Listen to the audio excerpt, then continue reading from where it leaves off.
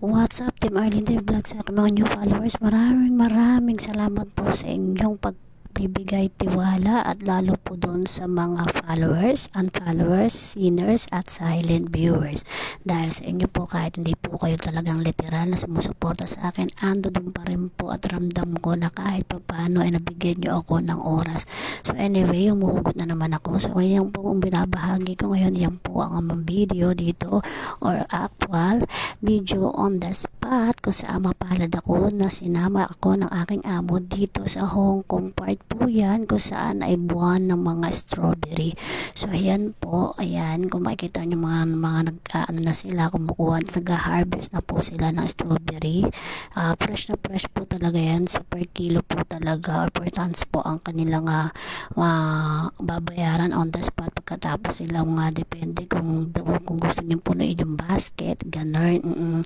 So ikaw yung malayang mamili kung anong size, anong maganda sa paningin mo sa pagkuha dito ng strawberry. Opo, talagang literal, napakaganda at napakalinis, talagang healthy po talaga siya, as in yan po, diba? Tinitingnan ko pang bawat dahon dahil minsan po nakakita po ako dito ng malaking strawberry na nakatago sa dahon-dahon na yarn.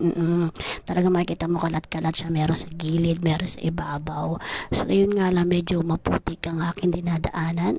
Kaya yan, kaya iba hindi pa masyadong ang kinukuha dahil medyo maliit pa at alam mo pa, hindi pa usbong pa lang siya, hindi pa siya totally, pero napaka fresh po talaga. So meron din po ditong area na after that mo siyang pitasin o i-harvest. Meron po siyang area kung saan pwede nyo po siyang hugasan at mayroon din pong place dito sa farm harvest na ite na pwede nyo nang kainin on the spot. Opo, ayan.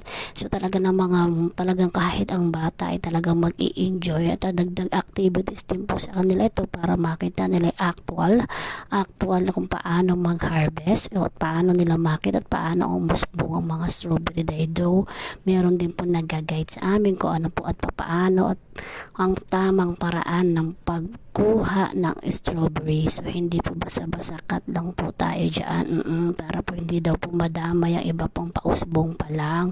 So talaga na-amaze po talaga ako, napakalaking hektarya po ito na may nakatulong po ang aking content for today. Paki-like